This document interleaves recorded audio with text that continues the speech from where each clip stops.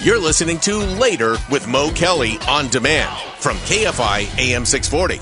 And as the streaming platform revolution continues to evolve, we're getting to a point where these platforms are starting to struggle, to be frank. They are struggling to continue to add subscribers at a rate that their companies thought they would be able to. And they're having to do this each quarter to satisfy shareholders, and it's becoming more and more difficult, partially because they're having to raise the price to make it more profitable and at the same time retain subscribers. They've had all sorts of tricks where they would create an ad tier, or they would only raise the price maybe $1 on a given occasion. Then all of a sudden it's another $1. And the next thing you know, you're paying a good $3 or $4 more than you were originally when you signed up. Well, Disney, or Disney Plus, I should say, they just dropped a new promo today. And new and returning customers like me, like Twala, like Mark Runner, we can sign up, listen to this, for the ad-supported Disney Plus basic plan. So there's a lot in there. It's ad-supported, and it's Disney Plus basic plan. And you can sign up for just the low value of $1.99 per month for the first 3 months. So basically, get Disney Plus basic ad plan for $6. 3 months, $6. And the new offer comes as the price. This is the trickery. New offer comes as the price of Disney Plus Basic is set to increase from $7.99 to $9.99 a month, effective October 17th. So they're going to pull you in for the $1.99 for 3 months. And assuming you don't cancel, you will start paying the $9.99 a month on the other side. So they're going to get that money back because it would have gone up $2 effective October 17th. And they're raising all the other prices of all the other plans. And I don't have time to list them all for you, but everything related to the Disney Plus plan and also the bundles that we have talked about are also, the multi-service bundles are also raising their prices. And Disney is offering the special deal to eligible customers between today through the 27th at DisneyPlus.com. After the promotional period, Disney Plus Basic will be $9.99 per month. Is there a little insult implied in there where they're calling you basic? They're trying to shame you into paying for the extra? Well, it can be. Basic. It's almost like they want to encourage you. It's self-aware in the sense that, hey, you don't want ads now. You don't want commercials now, right? You know, you can get Disney Plus, but it's not like the really good Disney Plus experience. You want to get rid of those ads for like, I don't know, $6 more per month, but that's what you would want. Yeah, why would you want to be basic? Why don't you just put a busted washing machine on your front porch while you're at it? This goes back to when I had DirecTV, because DirecTV back in the day, they would give it to you for some ungodly low amount for 3 months. For 3 months. And then you'd forget to cancel or something, and it would shoot up to $125 a month. It's like, what the hell? That's how they get you. Yeah. Same thing. But see, this new promotion also includes all the new perks, which I think have a little bit of value. I mean, for me, the first perk that I saw that really piqued my interest was entry into this Disney Cruise Line sweepstakes for a chance to visit Disney's Lookout Cay at Lighthouse Point in the Bahamas. Disney he's cruise. In on the cruises now. I said to myself, okay, let's go Disney Plus. I'm going to enter this sweepstake immediately because you know what we were talking about just the other day. Yep. The next cruise. Yep. You're hooked. I'm into this. You are hooked. Yep. I am. But look, the perks also, Mark, you and I talked about this last night, a free bundle of more than 35 Marvel digital comics. I'd get it just to catch up on some books that I may not have gone into the store to purchase. I'd get with that. Discounts on shopping and things like that. Look, I'm not on the hook for Disney. Okay, let's not start that, Mark. No, the man came to your hood, gave you a little taste. Now you can't do without it. You need more. And now. You had to make it drug weird, didn't you? Just had to make it weird. Hey, I'm just trying to talk straight here, okay? This is what people tune in for. Trying to serve the public. Well, going back to what I was saying at the top of the segment, how these streaming platforms are struggling to add new subscribers because they have to keep showing consistent growth from quarter to quarter to please shareholders. And it's a mixed bag picture. In the U.S. and Canada, Disney Plus added a net 800,000 new subscribers to a total of 54.8 million for the June 2024 quarter. You would think, okay, that's good news. But here's the other side of it. The Disney Plus core customers, which excluding Disney Plus Hotstar, I know it's complicated. Bottom line is they lost 100,000 subscribers to that portion. That's the international stuff, to 63.5 million. So you have nice growth on one side, that's U.S. and Canada. And then outside of U.S. and Canada, you are seeing a decrease in subscribers by 100,000. But here's the real takeaway. There are more international subscribers and have always been more international subscribers than there are U.S. and Canada subscribers. So people, and this is the point I made before, people sometimes forget that Disney is a worldwide corporation and they're creating content for a worldwide community. And when I hear people talk about, well, Disney's gone woke, or they should do this or do that, their audience is mostly outside the United States. It's not about your personal political feelings in a certain portion of the country. They're not. It's not that you're unimportant. It's just that you're, well, unimportant because the rest of the world is much bigger and spends more money than the U.S. and Canada combined. It's just a fact. There are more subscribers around the world than there are in the U.S. and Canada. So when they make programming decisions, be it who's going to star in this Disney series, like you have Agatha All Along coming up on the 18th. Worst title of all time. Worst ever.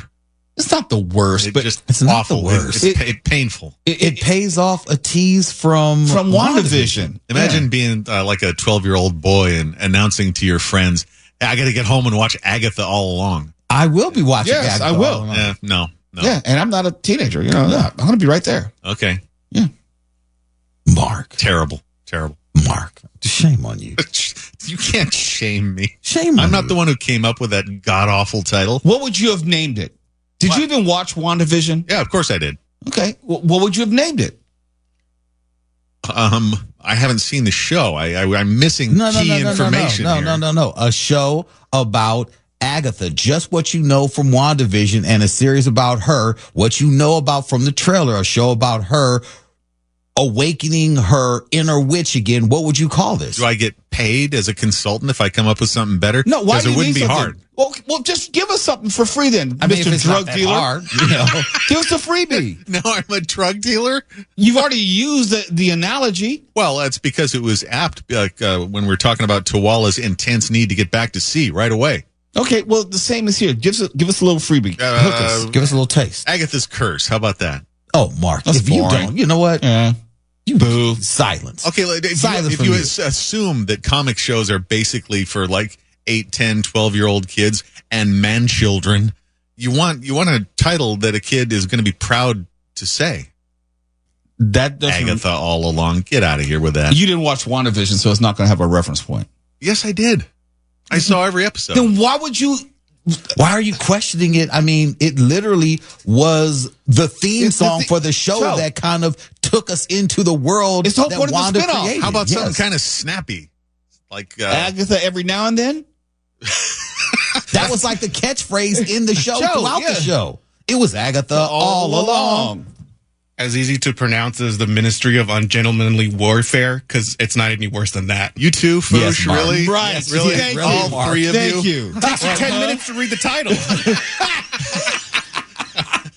I can take all three of you. I don't care. You're not my peers.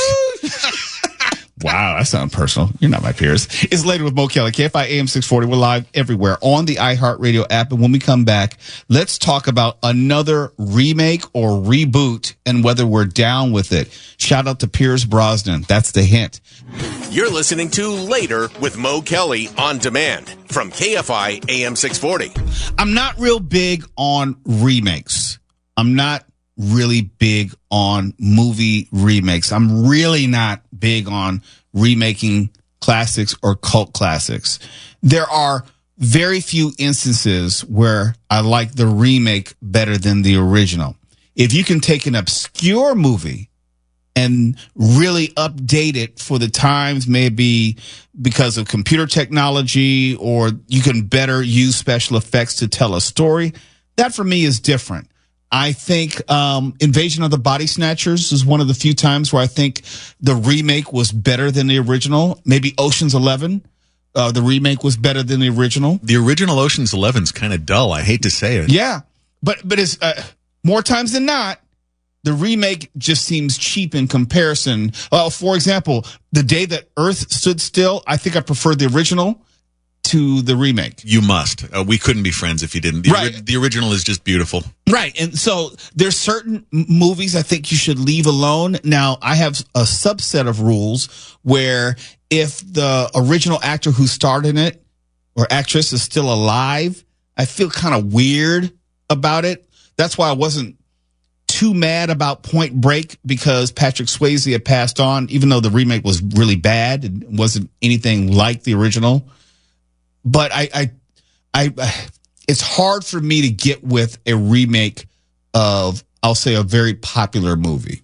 Well, because a lot of the times it's just a cheap money grab, and it doesn't capture the same magic at all. Now, if I said to you the Thomas Crown Affair, what would that mean to you? It would mean violence. Well, and I didn't specify, because there's the 1968 original. Yeah. The original one, I think Norman Jewison directed that.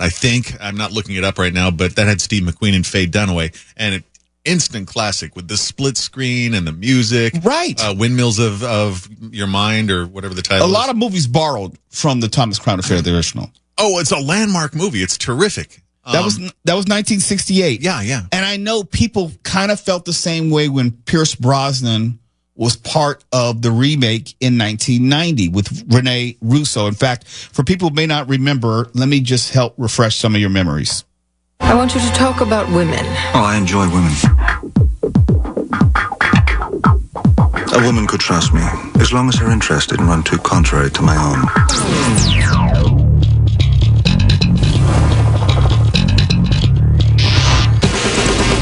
This painting is worth $100 million.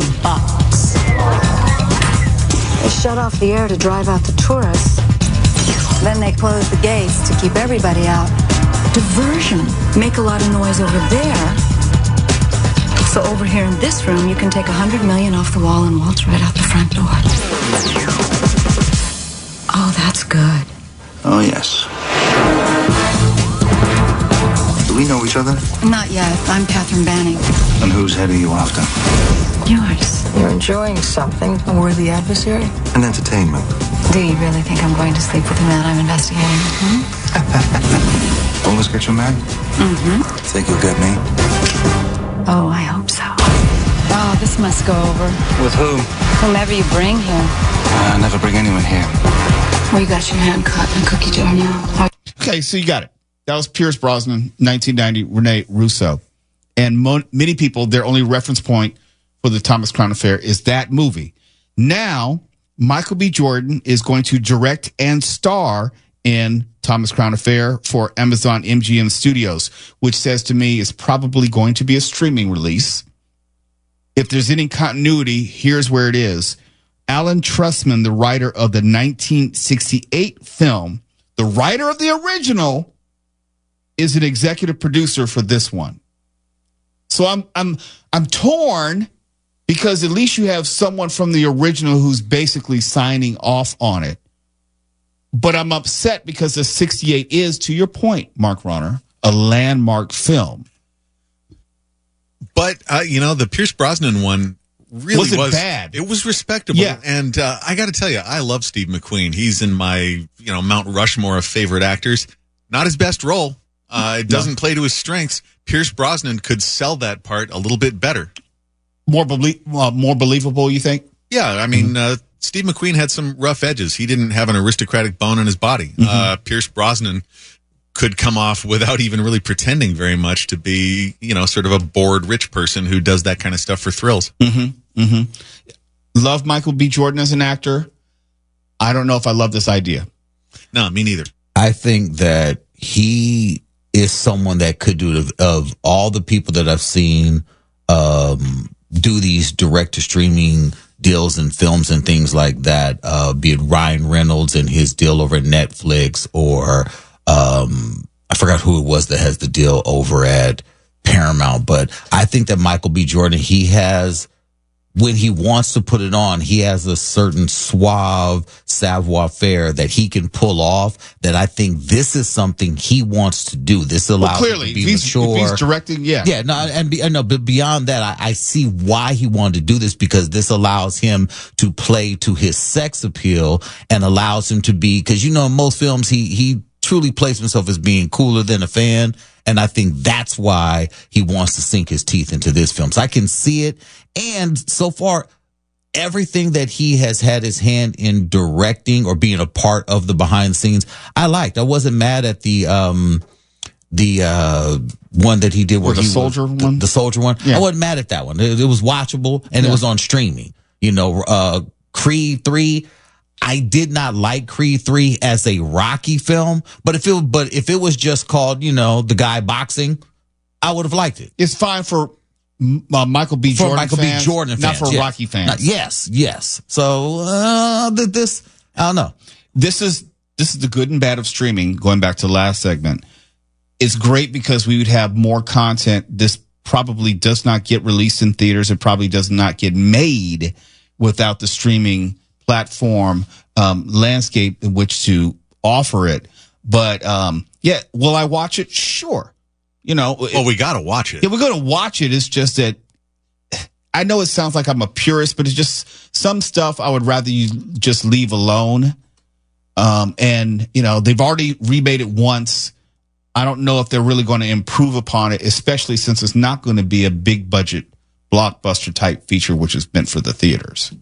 Yeah, and I also get a sense, I don't know if you get the same sense, that sometimes when actors get famous enough, they want to remake things that they're fans of. Yes. As kind of, fan fiction isn't the word I'm looking for, but I think you understand what I mean. They want to star. Kind of vanity project. Yeah, exactly. Yeah. Yeah, but this is not going to be like Jake Gyllenhaal's Roadhouse. I think this one will be a lot better. What? Maybe that's it. Maybe that's the fear, because we are talking about Amazon. You know, and that ended up on Prime, and you take and maybe Thomas Crown Affair, and it's big, like just 1 year after Roadhouse, is not as necessarily beloved in a cult classic sense as Roadhouse, and maybe won't have that same type of nostalgic offense taken to it.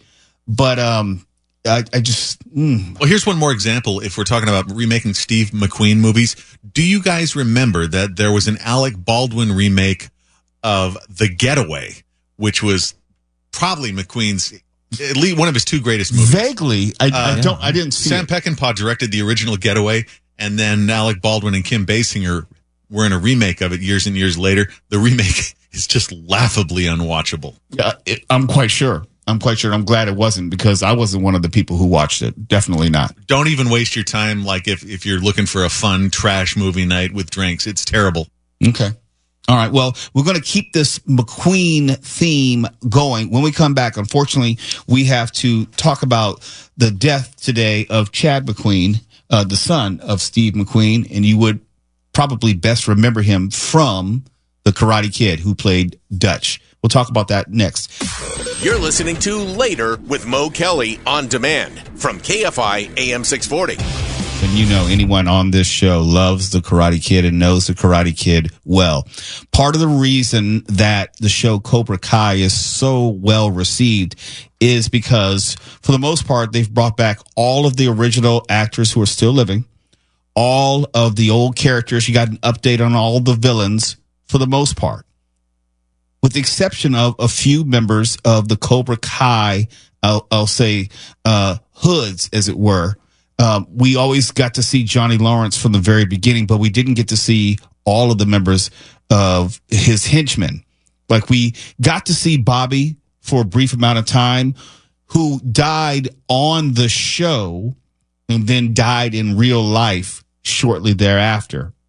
And Chad McQueen, one of the other henchmen who played Dutch on in the Karate Kid. He passed away today at the age of 63. Well, the information was released. We don't know if it was today exactly, because the information came from his attorney, Arthur Behrens. Published reports said that he had an injury a few years ago working on his ranch in Palm Desert, which led to progressive organ failure and led to his death. That is what TMZ and other outlets were reporting. And Chad McQueen, from what I understand, was one of the few people connected to the Karate Kid who had actual martial arts experience before the movie. Now, I don't know if you know the Karate Kid as well as I do, but the very first time I saw the movie, there's a time when Daniel LaRusso fights Dutch in the All Valley tournament. And Chad McQueen's character Dutch does this inside-outside crescent kick. And I said, oh, he must know martial arts, because the way he did it was like someone who had done kicking before. Mark, you disagree? I haven't seen that. No, yeah. He hits LaRusso in the face. He does an outside crescent kick that LaRusso ducks, and he comes back in one motion and kicks him across the face with an inside crescent kick. He goes out in. The only reason I knew that because I had just started taking martial arts at that point. It was a kick I learned. It's like, wow, yeah, that's a real kick executed correctly. Yeah, non-martial artists who are just actors might have a tough time pulling that one off. Yeah. So he pulls it off, and I remember then, of course, Daryl Vidal, who plays the guy in the semifinals that Johnny Lawrence beats, who does the butterfly kicks. He had martial arts experience. Johnny Lawrence, Daniel LaRusso, Ralph Macchio, they did not have any martial arts experience prior to the movie. Well, yeah, because the end of the first movie where he does that ridiculous flamingo kick, that was mocked for decades. It's the crane kick. Whatever. Get it right. Who cares? It's silly. Admit to me that it's silly. Of course it's silly, but the whole idea of a kid who's never done any karate in his life comes to a new school in September, gets his ass beat, and he learns karate to the level of black belt and wins an All Valley tournament in December. Of course it's silly. They put the date of the tournament on the poster. He came it was a new school, first day of school. They played Bananarama, Cruel Summer, school's back in session. And then by December, before they go home for Christmas break, he's won the All Valley tournament against a two-time champion, Johnny Lawrence. That's some dedication. Yeah, that is some Hollywood cinematic magic, because that doesn't happen in real life. He had some aptitude. That's what he had. No, I don't care how much aptitude you have. Johnny Lawrence had been studying since he was a child at that dojo. There's no way you walk in there after a summer of training. Not even training every day. He was training every other day. No, it was less than that. He was training every other day, and he started out waxing the floor, painting the fence. As we all do. Yes, but that's how you must build the muscle memory. No, I'm sorry. That's not how you don't learn how to dodge kicks and punches and fight just through rudimentary exercises to build up your muscles. I know, movie.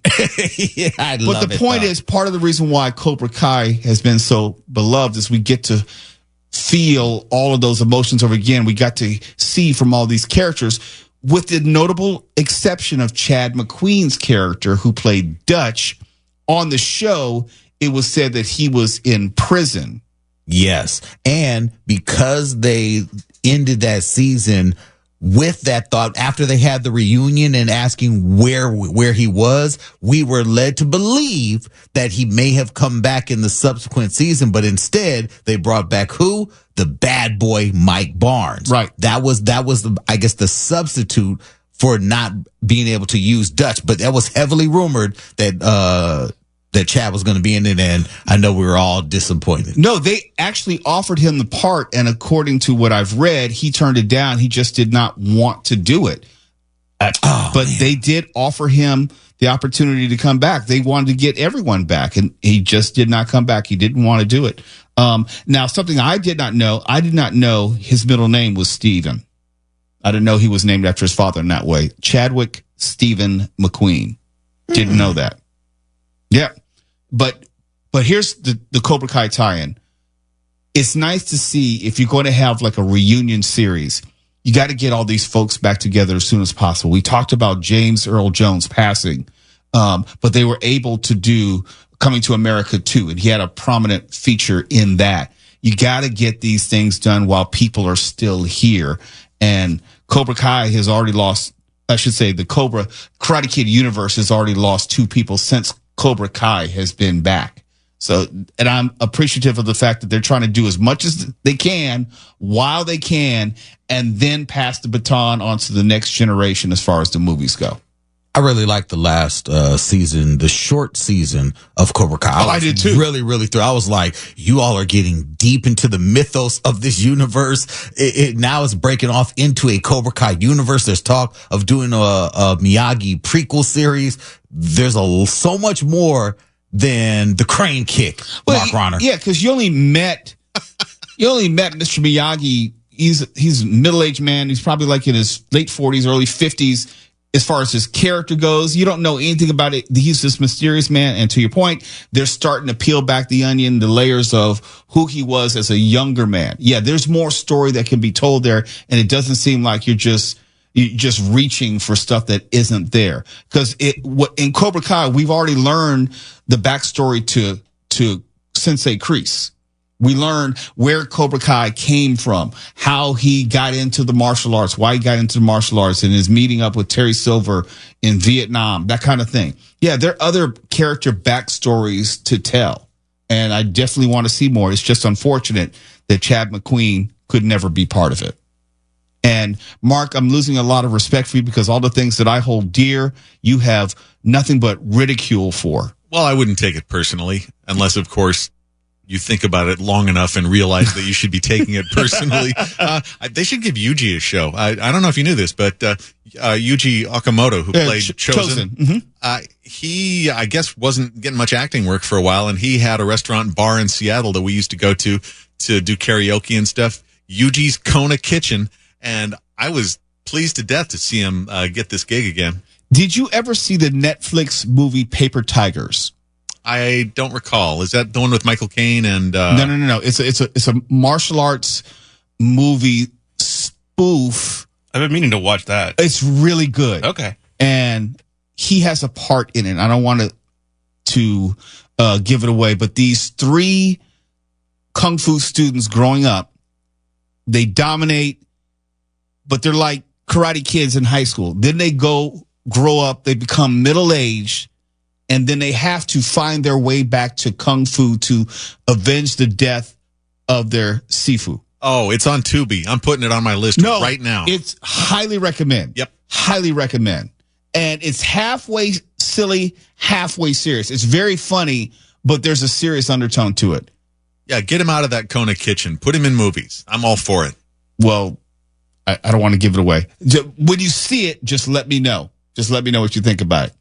You're listening to Later with Mo Kelly on demand from KFI AM 640. All right, before we get out of here, I was talking to Marcia Collier earlier. We're talking about phone scams and how the technology has jumped, just evolved so quickly as far as how the technology is used and how people use the technology to fool other people. And it reminded me of the scene in the movie Sneakers with Robert Redford, Sidney Poitier, I think it was, is it C. Thomas Howell, but Ben Kingsley.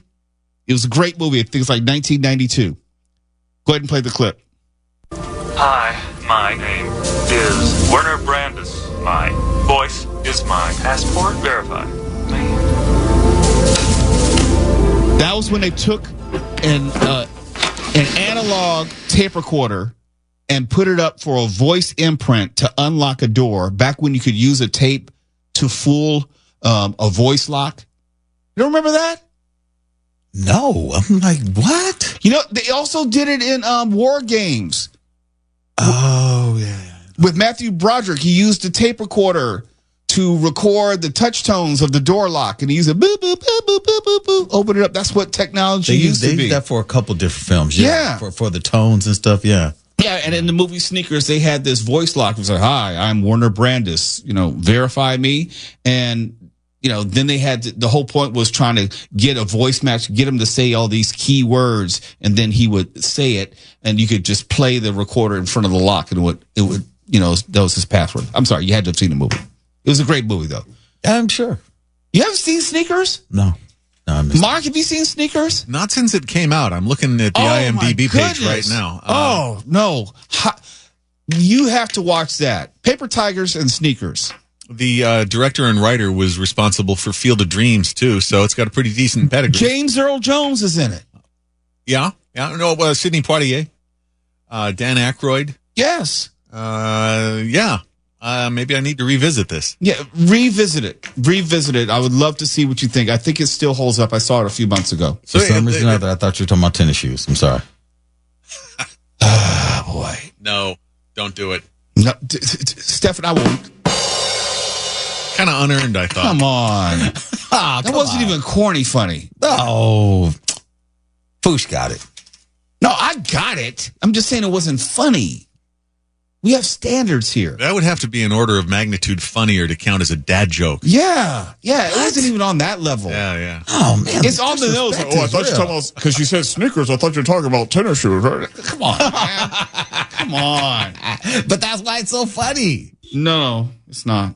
Okay, me and Foosh are there. That was even below the standard of Mark Ronner. Oh, man. Well, I guess it's just a free-for-all now, isn't it? You are a foil of mine. So what's okay? Thunderdome. So your homework, Mark Ronner. Yeah, I got to watch Paper Tigers. Paper Tigers, especially if you love martial arts, because there's a lot of good martial arts in it. Oh yeah, who doesn't love violence? Come on. Yes, there's violence in it, and you got to see Sneakers from 1992. It doesn't look like there's a way to see Sneakers without paying for it, so that's a big negatory. Wait a minute. No, I'm not so sure about that. Let's talk off the air after the show. I'm quite sure we can hook it up. Okay, that doesn't sound suspicious at all. No, I'm just saying. Ominous. No, I can set it up off my Google Play account so you can watch it. That's all. I'm going to get a knock at the door at 6 a.m. from the feds, aren't I? No. They don't do anything before 9 a.m., so you'll be good. Okay. Don't ask me why I know that. Okay. And you're going to just help me acquire this film. That's great. No, what I can do is look, I'll just say it on the air. What I can do is I can purchase a rental and then you can just use it from my account on Google Play. Can I have your credit card too? No. Can I get the number? No. I can gift you the movie. So you can watch it. I don't think that's going to be enough, honestly. It's free to you. What difference does it make? Well, okay. I mean, but honestly, in general, I should have your credit card number anyway, just in case. Nope.